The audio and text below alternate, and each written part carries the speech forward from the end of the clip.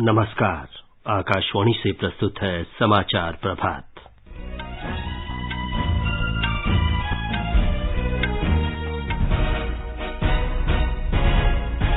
प्रधानमंत्री नरेंद्र मोदी आज गुजरात के एकता नगर में विधि मंत्रियों और सचिवों के अखिल भारतीय सम्मेलन का उद्घाटन सत्र को संबोधित करेंगे। प्रधानमंत्री आज नई दिल्ली में वैज्ञानिक तथा औद्योगिक अनुसंधान परिषद की बैठक की अध्यक्षता करेंगे। हिमाचल प्रदेश में 12 नवंबर को एक ही चरण में विधानसभा चुनाव कराया जाएगा। भारतीय अंतरिक्ष अनुसंधान संगठन इसरो इस महीने की 23 तारीख को वैश्विक संचार नेटवर्क वन वेब के 36 उपग्रह एक साथ अंतरिक्ष में प्रक्षेपित करेगा। आतंकी गतिविधियों में ड्रोन और अन्य उभरती प्रौद्योगिकी के उपयोग पर ध्यान केंद्रित करने के लिए संयुक्त राष्ट्र सुरक्षा परिषद की आतंकवाद रोधी समिति की विशेष बैठक भारत में होगी। ब्रिटेन की प्रधानमंत्री लिज ट्रस ने वित्त मंत्री क्वासी क्वार्ते को हराकर जेरेमी हंट को नया वित्त मंत्री नियुक्त किया। भारतीय निशानेबाज रुद्रांश पाटिल ने मिस्र के काहिरा में ISSF विश्व चैंपियनशिप में स्वर्ण पदक जीता। बांग्लादेश के सिलहट में महिला एशिया कप क्रिकेट के फाइनल में आज भारत का मुकाबला श्रीलंका से होगा। समाचार प्रभात में मुनीश शर्मा के साथ मैं विमलेंदु पांडे। प्रधानमंत्री नरेंद्र मोदी वीडियो कॉन्फ्रेंस के जरिए आज विधि मंत्रियों और सचिवों के अखिल भारतीय सम्मेलन का उद्घाटन करेंगे। गुजरात के एकता नगर में 2 दिन के सम्मेलन का आयोजन विधि और न्याय मंत्रालय कर रहा है। एक रिपोर्ट। कानून और न्याय मंत्रालय द्वारा गुजरात के एकता नगर में इस परिषद का आयोजन किया गया है, जिसका उद्देश्य नीति निर्माताओं को भारतीय कानून और न्यायिक प्रणाली से संबंधित मुद्दों पर चर्चा करने के लिए एक मंच प्रदान करना है। इस सम्मेलन के माध्यम से राज्य और केंद्र शासित प्रदेश अपनी सर्वोत्तम प्रथाओं को साझा करने के साथ साथ नए विचारों का आदान प्रदान करेंगे। इस सम्मेलन में न्याय प्रक्रिया को तेज बनाने के लिए मध्यस्थता जैसे वैकल्पिक विवाद समाधान तंत्रों पर भी चर्चा होगी। राज्य और केंद्र शासित प्रदेशों के कानून मंत्री और कानून विभाग के सचिव इस सम्मेलन में हिस्सा लेंगे। अपर्णा खुन, आकाशवाणी समाचार, अहमदाबाद। प्रधानमंत्री नरेंद्र मोदी आज नई दिल्ली में वैज्ञानिक तथा औद्योगिक अनुसंधान परिषद की बैठक की अध्यक्षता करेंगे। बैठक में प्रख्यात वैज्ञानिक, उद्योगपति और विज्ञान संबंधी मंत्रालयों के वरिष्ठ अधिकारी भी शामिल होंगे। ये बैठक CSIR की गतिविधियों की समीक्षा करने और इसके भविष्य के कार्यक्रमों पर विचार विमर्श के लिए हर साल आयोजित की जाती है। प्रधानमंत्री इस परिषद के अध्यक्ष हैं। बैठक में केंद्रीय मंत्री डॉक्टर जितेंद्र सिंह और पीयूष गोयल भी उपस्थित रहेंगे। डॉक्टर जितेंद्र सिंह ने कल नई दिल्ली में कहा कि CSIR के अनुसंधान प्रयास अब मुख्य रूप से हरित ऊर्जा प्रौद्योगिकी, रोजगार उपलब्ध कराने और ग्रामीण क्षेत्रों में आय को बढ़ाने पर केंद्रित हैं। उन्होंने कहा, औद्योगिक क्षेत्रों में आत्मनिर्भरता को मजबूत करना, बुनियादी ढांचे का विकास और महत्वपूर्ण विज्ञान और प्रौद्योगिकी मानव संसाधन विकसित करना भी परिषद की जिम्मेदारी है। हिमाचल प्रदेश में अगले महीने की 12 तारीख को एकल चरण में विधानसभा चुनाव के लिए मतदान कराया जाएगा। मतगणना 8 दिसंबर को होगी। नई दिल्ली में मीडिया को जानकारी देते हुए मुख्य निर्वाचन आयुक्त राजीव कुमार ने कहा कि हिमाचल प्रदेश में 55 लाख से अधिक मतदाता हैं। The Gazette notification would be 17th October. The election would be in one phase. Last date for nomination would be 25th October, that is Tuesday. Date for scrutiny would be 27th. Last date for withdrawal would be 29th, and date of poll 12th November, and date of counting 8th December, and the entire process is completed by 10th of December. So again, through you with the appeal to all the voters on behalf of all of us to come and vote in the state of Himachal. आयोग प्रत्येक निर्वाचन क्षेत्र में मतदान में वृद्धि के लिए जागरूकता कार्यक्रम शुरू करेगा। मुख्य निर्वाचन आयुक्त ने बताया कि महिला सशक्तिकरण को बढ़ावा देने के लिए कुछ मतदान केंद्रों का प्रबंधन महिला कर्मचारियों द्वारा किया जाएगा।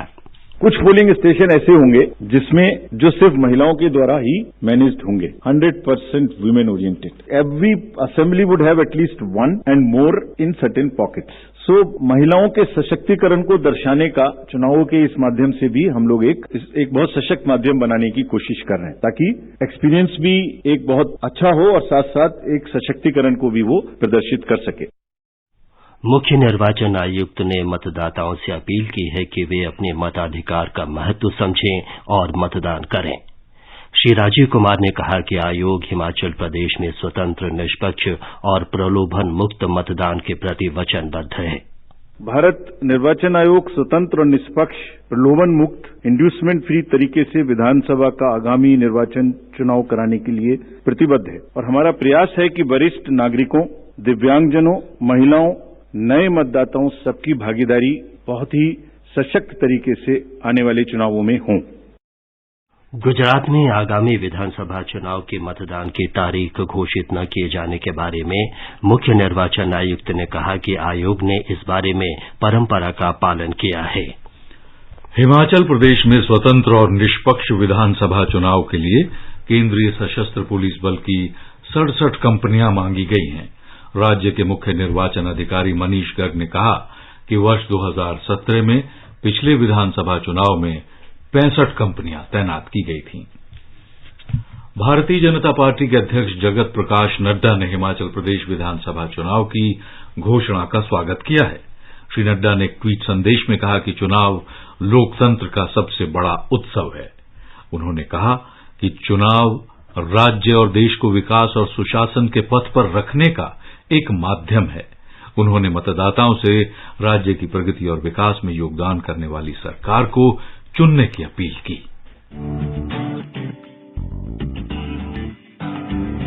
जब जुड़े लोग से लोग वोट से वोट बने, तब लोकतंत्र का सिस्टम,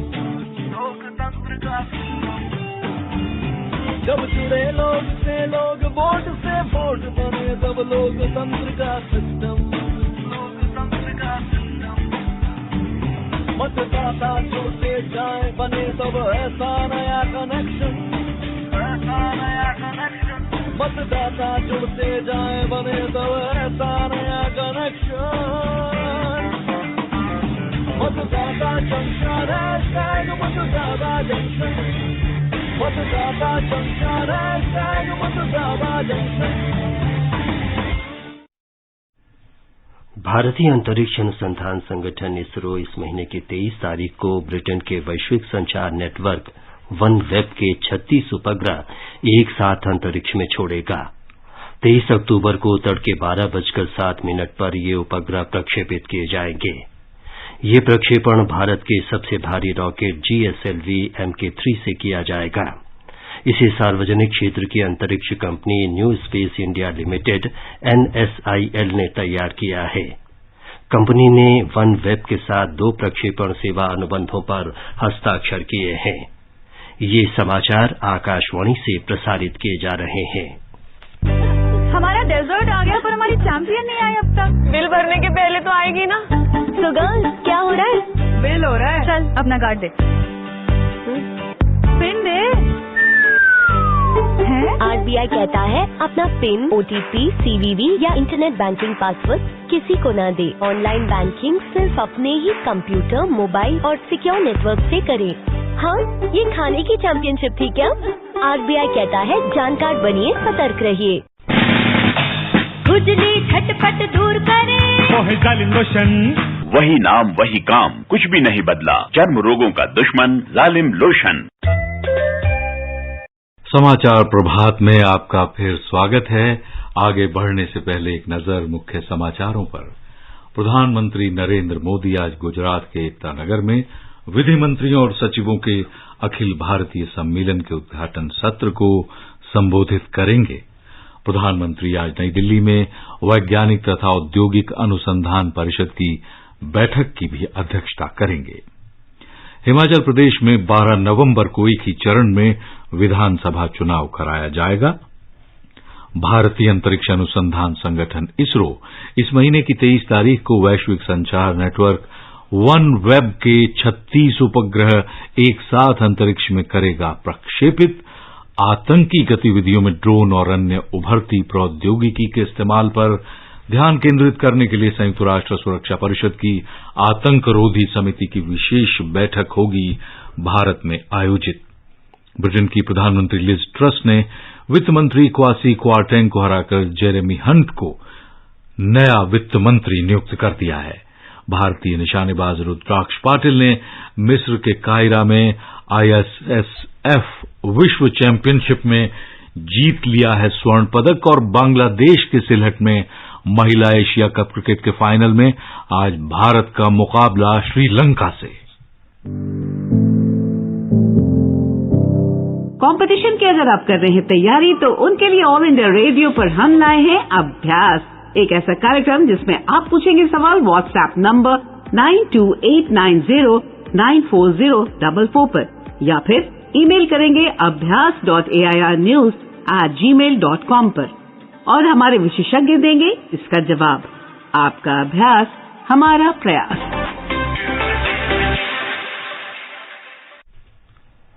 प्रधानमंत्री नरेंद्र मोदी कल वीडियो कॉन्फ्रेंस के जरिए 75 डिजिटल बैंकिंग यूनिट राष्ट्र को समर्पित करेंगे। इस अवसर पर वे लोगों को संबोधित करेंगे। देश की स्वतंत्रता की 75वीं वर्षगांठ के सिलसिले में वर्ष 2022-23 के बजट भाषण में वित्त मंत्री ने देश के 75 जिलों में 75 डिजिटल बैंकिंग इकाइयां स्थापित करने की घोषणा की थी। इन इकाइयों की स्थापना का लक्ष्य डिजिटल बैंकिंग का लाभ देश के कोने कोने में पहुंचाना है। ब्यौरे के साथ हैं शशांक कुमार। देश के सभी राज्यों और केंद्र शासित प्रदेश में डिजिटल बैंकिंग यूनिट डीबीयू की स्थापना की जाएगी। इसमें 11 सरकारी बैंक, 12 निजी सेक्टर के बैंक और 1 स्मॉल फाइनेंस बैंक सहयोग दे रहे हैं। डिजिटल बैंकिंग यूनिट केंद्र की तरह होगा जहां बैंक की सभी सेवाएं उपलब्ध होंगी। डीबीयू में खाता भी खोला जा सकेगा और फिक्स्ड डिपॉजिट भी किया जा सकेगा। वाणिज्य और उद्योग मंत्रालय ने कहा है कि इस वर्ष सितंबर में भारत का कुल निर्यात लगभग 61 अरब 10 करोड़ डॉलर का हुआ है। निर्यात में पिछले वर्ष की इसी अवधि की तुलना में 10.24% की वृद्धि हुई है। इस वर्ष अप्रैल से सितंबर के दौरान व्यापारिक वस्तुओं और सेवा क्षेत्र का कुल निर्यात 382 अरब 31 करोड़ डॉलर का रहा। इसमें पिछले वर्ष की इसी अवधि की तुलना में 21% की वृद्धि हुई। इस महीने की 7 तारीख को समाप्त हुए सप्ताह के दौरान भारत के विदेशी मुद्रा भंडार में 20 करोड़ 40 लाख डॉलर की वृद्धि हुई और ये बढ़कर 5 खरब 32 अरब 86 करोड़ 80 लाख डॉलर मूल्य का हो गया। ये बढ़ोतरी स्वर्ण भंडार के मूल्य में हुई वृद्धि के कारण हुई। भारतीय रिजर्व बैंक ने कहा है कि इससे पिछले सप्ताह विदेशी मुद्रा भंडार में 4 अरब 85 करोड़ 40 लाख डॉलर की गिरावट आई थी। विदेशी मुद्रा भंडार में कई हफ्ते से गिरावट आ रही थी। इसे देखते हुए केंद्रीय बैंक ने प्रमुख वैश्विक घटनाओं से रुपए पर बढ़ते दबाव से निपटने के लिए अपने भंडार से डॉलर बाजार में उतारे। वित्त मंत्री निर्मला सीतारामन ने कहा है कि भारतीय अर्थव्यवस्था की इस वर्ष 7% की प्रस्तावित विकास दर के बावजूद देश वैश्विक अर्थव्यवस्था और भू राजनैतिक हालात को लेकर चिंतित है। अमेरिका के वाशिंगटन में विश्व बैंक की विकास समिति की बैठक में उन्होंने कहा कि खाद्य सुरक्षा सुनिश्चित करने के लिए सबसे पहले फसल के नुकसान और खाने की बर्बादी को कम करना होगा। वित्त मंत्री ने विश्व बैंक से सब्सिडी के एक आयामी दृष्टिकोण से बचने का भी आग्रह किया। संयुक्त राष्ट्र सुरक्षा परिषद की आतंकवाद रोधी समिति की विशेष बैठक भारत में होने जा रही है। इसमें ड्रोन और अन्य उभरती हुई प्रौद्योगिकियों पर ध्यान केंद्रित किया जाएगा। पिछले 7 वर्षों में ये पहला अवसर है जब संयुक्त राष्ट्र सुरक्षा समिति आतंकरोधी समिति की विशेष बैठक इसके मुख्यालय से बाहर आयोजित की जा रही है। ये बैठक इस महीने की 28 और 29 तारीख को मुंबई और नई दिल्ली में होगी। इसमें आतंकी गतिविधियों के लिए इस्तेमाल की जा रही नई और उभरती हुई प्रौद्योगिकियों पर ध्यान केंद्रित किया जाएगा। संयुक्त राष्ट्र ने कहा है कि इस तरह की बैठक का लक्ष्य सदस्य देशों को आतंकी इरादों और कार्रवाइयों को रोकने के लिए सदस्य देशों को नई प्रौद्योगिकी के इस्तेमाल की जानकारी देना है ताकि आतंकियों को कानून के दायरे में लाया जा सके। ब्रिटेन की प्रधानमंत्री लिज ट्रस ने आर्थिक उथल पुथल के बीच वित्त मंत्री क्वासी क्वारतेंग को बर्खास्त कर दिया है। उनकी जगह जेरेमी हंट को नया वित्त मंत्री बनाया गया है। इसका उद्देश्य पिछले महीने क्वारतेंग के मिनी बजट से आई आर्थिक उथल पुथल को रोकना है। बाजारों में उथल पुथल के बाद ट्रस अपनी आर्थिक योजनाओं को वापस ले सकती हैं। क्वारतेंग ने ट्विटर पर पद से हटाए जाने की पुष्टि कर दी है।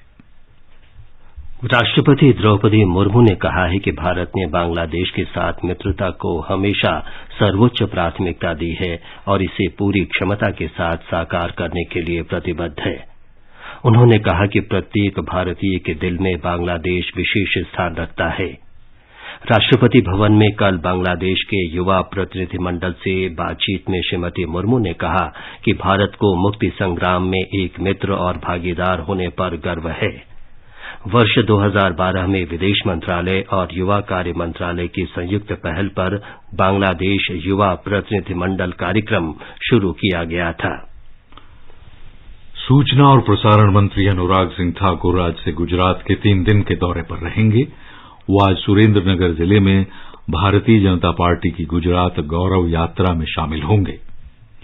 वो मलवान, सुरेंद्रनगर और लिम्बदी सहित कई जगहों पर जनसभाओं को भी संबोधित करेंगे। श्री ठाकुर साबरमती नदी तट पर साबरमती संवाद कार्यक्रम में भी हिस्सा लेंगे। वो गांधीनगर में मोदी एक्ट 20 पुस्तक के लोकार्पण कार्यक्रम में भी शामिल रहेंगे। गृह मंत्री अमित शाह कल मध्य प्रदेश की राजधानी भोपाल में हिंदी माध्यम से आयुर्विज्ञान अध्ययन पाठ्यक्रम का उद्घाटन करेंगे। इस अवसर पर MBBS के प्रथम वर्ष की हिंदी पाठ्य पुस्तकें जारी की जाएंगी। ब्यौरा हमारे संवाददाता से। देश में हिंदी माध्यम से मेडिकल और इंजीनियरिंग की शिक्षा देने वाला मध्य प्रदेश प्रथम राज्य बन रहा है। यह कार्य प्रधानमंत्री नरेंद्र मोदी के उस संकल्प के क्रियान्वयन का परिचायक है जिसके अंतर्गत उन्होंने प्राथमिक शिक्षा से लेकर उच्च शिक्षा में मातृभाषा के उपयोग पर बल दिया है। मध्य प्रदेश के सभी जिलों में आज हिंदी प्रेमी सम्मेलन का आयोजन किया जाएगा। इस दौरान संगोष्ठियां, परिचर्चाएं सहित अन्य गतिविधियां होंगी। साथ ही शाम को भोपाल सहित सभी जिलों के प्रमुख स्थानों पर हिंदी में ज्ञान के प्रकाश के प्रतीक दीपक प्रज्वलित किए जाएंगे। सभी शिक्षण संस्थानों में कल 16 अक्टूबर को मुख्य कार्यक्रम का सीधा प्रसारण भी किया जाएगा। संजीव शर्मा, आकाशवाणी समाचार, भोपाल। एकीकृत रक्षा स्टाफ मुख्यालय आज नई दिल्ली में तीनों सेनाओं के सिम्फनी बैंड उत्सव एक शाम देश के नाम का आयोजन करेगा। रक्षा मंत्री राजनाथ सिंह इसमें शामिल होंगे और देश के लिए अपने प्राण न्यौछावर कर देने वाले योद्धाओं को श्रद्धांजलि देंगे। एक रिपोर्ट।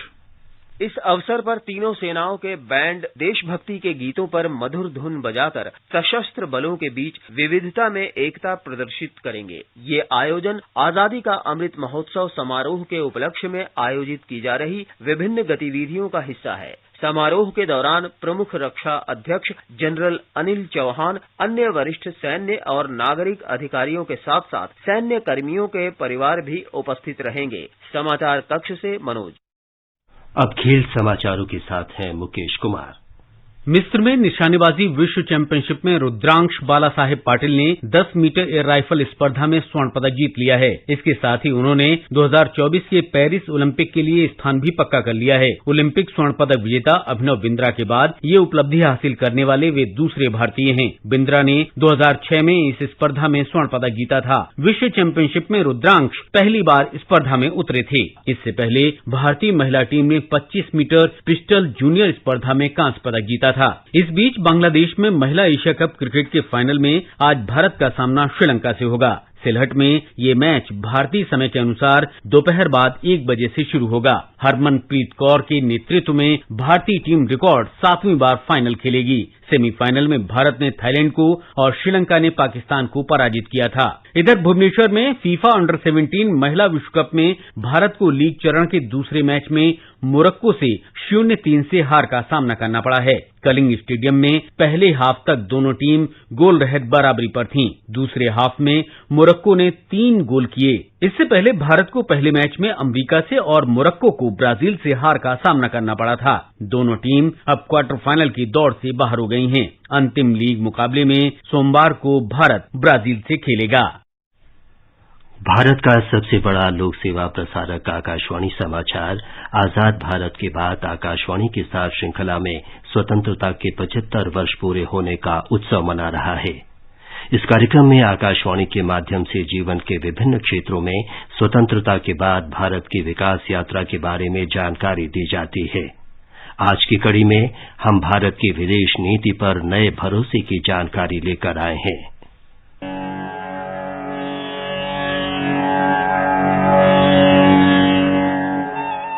स्वतंत्रता के 75 वर्ष पूरे होने के समय भारत प्रथम विदेश नीति तैयार करने के लिए देश में आत्मविश्वास और आशावाद की भावना भरपूर है।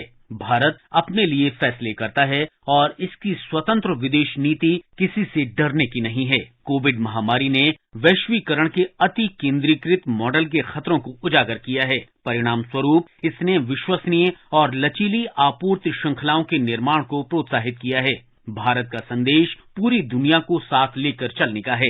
इसके अलावा देशवासियों को लाभ प्रदान करना, लेकिन वैश्विक कल्याण, विकास और सुरक्षा के लिए अधिक से अधिक योगदान देना भी शामिल है।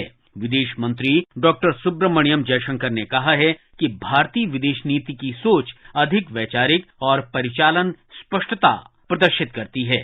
I hope that you also share my belief that Indian foreign policy thinking is displaying greater conceptual and operational clarity. Whether it is explanation or communication, some of the contemporary catchphrases have been impactful in their public resonance. If you consider neighborhood first, for example, it is now clearly associated with a generous and non-reciprocal approach to our immediate proximity.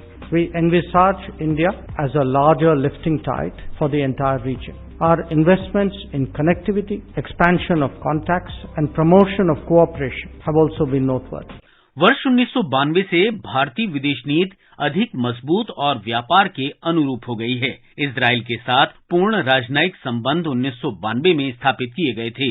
वर्ष 2014 से प्रधानमंत्री नरेंद्र मोदी ने भारतीय कूटनीति के लिए अपना दृष्टिकोण रखा है। अमेरिका, जापान के साथ पड़ोसी प्रथम अधिनियम, Bharat America, G20, G7, Bharat रूस, शंघाई सहयोग संगठन, ब्रिक्स, आसियान प्लस, I2U2 2+2 रूपरेखा पर बल दिया गया है। हाल के दशकों में भारत ने एक अधिक विस्तृत विदेश नीति अपनाई है, जिसमें सार्क द्वारा शुरू की गई पड़ोस प्रथम नीति के साथ साथ अन्य पूर्वी एशियाई देशों के साथ अधिक व्यापक आर्थिक और रणनीतिक संबंध बनाने के लिए लुक ईस्ट नीति शामिल है। चाहे कोविड-19 महामारी की चुनौती हो या आर्थिक चुनौतियां, भारत ने अपने पड़ोसियों की बढ़ चढ़कर सहायता की है और आगे भी करता रहेगा। विस्तारित पड़ोस की परिकल्पना एक्ट ईस्ट नीति, सागर दृष्टिकोण, खाड़ी संपर्क और मध्य एशिया पहल के रूप में देखी जा सकती है।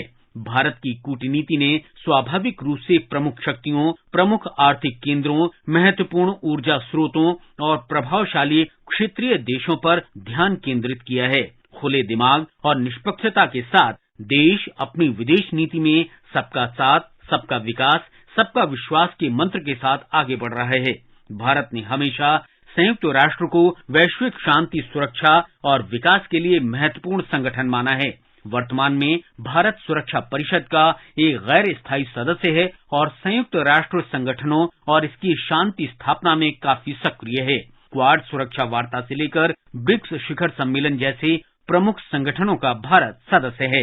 भारत विश्व व्यापार व्यवस्था, बौद्धिक संपदा अधिकार, जलवायु परिवर्तन और आतंकवाद जैसे वैश्विक आयामों के मुद्दों पर वैश्विक बहस और वैश्विक सहमति का हिमायती रहा है। आतंक और वार्ता एक साथ नहीं चल सकते।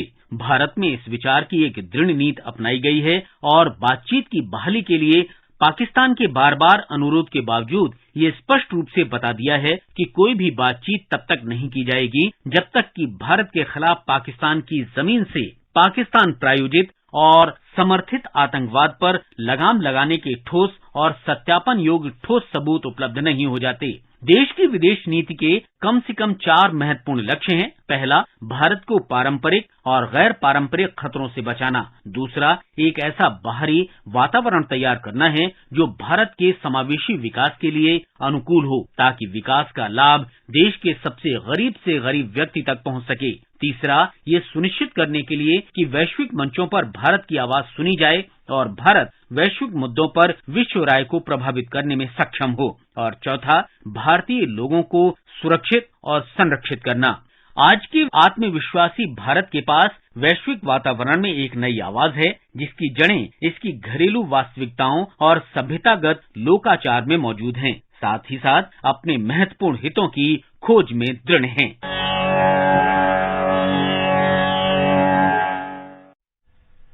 आजाद भारत की बात आकाशवाणी के साथ कार्यक्रम को ट्विटर पर @AIR News Alerts, YouTube channel news on AIR official, news on AIR app, Facebook और इंस्टाग्राम पर भी सुना जा सकता है। और अब एक नजर मौसम पूर्वानुमान पर। राष्ट्रीय राजधानी दिल्ली में आसमान बना रहेगा साफ, तापमान 21 से 31 डिग्री सेल्सियस के बीच रहने का अनुमान। मुंबई, कोलकाता और चेन्नई में कहीं कहीं गरज के साथ पड़ेंगी बौछारें, जबकि जम्मू और श्रीनगर, मुजफ्फराबाद, लेह और गिलगित में आसमान रहेगा साफ। दक्षिण भारत में हैदराबाद, बेंगलुरु और तिरुवनंतपुरम में कुछ जगहों पर गरज के साथ बारिश की संभावना बनती दिखाई दे रही है, जबकि पूर्वोत्तर में गुवाहाटी, ईटानगर, शिलांग, कोहिमा और आइजोल में आमतौर पर आसमान साफ रहेगा, लेकिन साथ ही गरज के साथ बिजली चमकने की संभावना है, जबकि गंगटोक, अगरतला और इम्फाल में बादल छाए ही रहेंगे और एक या दो जगहों पर गरज के साथ बारिश होने की पूरी संभावना। ये समाचार हमारी वेबसाइट newsonair.gov.in/hindi पर भी उपलब्ध हैं। मुनीश, अब बताएं कि आज के समाचार पत्रों में क्या विशेष है। जी हाँ विमलेंदु जी, जैसी कि उम्मीद थी, हिमाचल प्रदेश में विधानसभा चुनावों की घोषणा अखबारों की सुर्खियों में छाई हुई है। जनसत्ता की सुर्खी है, गुजरात से पहले हिमाचल में बजा चुनाव का बिगुल। मुख्य निर्वाचन आयुक्त ने कहा, 2017 की परंपरा का किया गया पालन। उच्चतम न्यायालय में चुनावी बॉन्ड योजना मामले पर केंद्र के बयान पर राष्ट्रीय सहारा कहता है, चुनावी भ्रष्टाचार रोकेगा बॉन्ड। इसके माध्यम से काला धन या बगैर हिसाब किताब का धन हासिल करना असंभव। दैनिक ट्रिब्यून कहता है कि चुनावी बॉन्ड का मामला बड़ी पीठ को भेजने का फैसला 6 दिसंबर को होगा। वाराणसी के ज्ञानवापी प्रकरण में शिवलिंग की कार्बन डेटिंग के मामले पर स्थानीय अदालत के निर्णय पर दैनिक जागरण कहता है कि इससे पहुंच सकती है शिवलिंग को क्षति, इसलिए कार्बन डेटिंग की अनुमति नहीं है। वाराणसी के जिला न्यायाधीश ने खारिज की वैज्ञानिक जांच की मांग। थोक मुद्रास्फीति के सितंबर के आंकड़े पर हिंदुस्तान की टिप्पणी है, महंगाई की मार से मामूली राहत। अगस्त के मुकाबले सितंबर में दर कम हुई है, हालांकि दहाई अंकों में अब भी बरकरार। 6 माह के लिए खाद्य तेलों पर आयात शुल्क छूट बढ़ाई गई। आने वाले महीनों में खुदरा मुद्रास्फीति पर भी दिख सकता है इसका असर। अमेरिका में वित्त मंत्री निर्मला सीतारमण के बयान पर दैनिक जागरण का कहना है, भारत 5G की तकनीक दूसरों को देने में सक्षम है। वित्त मंत्री ने कहा है, हमारी सार्वजनिक वस्तुएं जरूरतमंद देशों के लिए उपलब्ध। भारत ने स्वास्थ्य सेवा और शिक्षा में वैश्विक मानक स्थापित किया है। दैनिक भास्कर की विशेष खबर है, देश में 112 मेडिकल कॉलेज बनेंगे, दिल्ली में 2 और कॉलेज खुलेंगे। 10 लाख आबादी वाले जिन जिलों में मेडिकल कॉलेज नहीं है, वहीं बनेंगे नए मेडिकल कॉलेज। MBBS की 11,000 सीटें बढ़ेंगी। जबकि नव भारत टाइम्स सचेत करता है, दिल्ली में बुखार के ज्यादातर मरीजों की जांच में निकल रहा है डेंगू, लेकिन घबराने जैसी स्थिति नहीं, मगर बचाव ही डेंगू के खिलाफ सबसे कारगर हथियार। अंत में मुख्य समाचार एक बार फिर। प्रधानमंत्री नरेंद्र मोदी आज गुजरात के एकता नगर में विधि मंत्रियों और सचिवों के अखिल भारतीय सम्मेलन के उद्घाटन सत्र को संबोधित करेंगे। प्रधानमंत्री आज नई दिल्ली में वैज्ञानिक तथा औद्योगिक अनुसंधान परिषद की बैठक की अध्यक्षता करेंगे। हिमाचल प्रदेश में 12 नवंबर को एक ही चरण में विधानसभा चुनाव कराया जाएगा। भारतीय अंतरिक्ष अनुसंधान संगठन इसरो इस महीने की 23 तारीख को वैश्विक संचार नेटवर्क वन वेब के 36 उपग्रह एक साथ अंतरिक्ष में प्रक्षेपित करेगा। आतंकी गतिविधियों में ड्रोन और अन्य उभरती प्रौद्योगिकी के उपयोग पर ध्यान केंद्रित करने के लिए संयुक्त राष्ट्र सुरक्षा परिषद की आतंकवाद रोधी समिति की विशेष बैठक भारत में होगी। ब्रिटेन की प्रधानमंत्री लिज ट्रस ने वित्त मंत्री क्वासी क्वार्टेक को हटाकर जेरेमी हंट को नया वित्त मंत्री नियुक्त किया। इसके साथ ही समाचार प्रभात का ये अंक समाप्त हुआ। नमस्कार।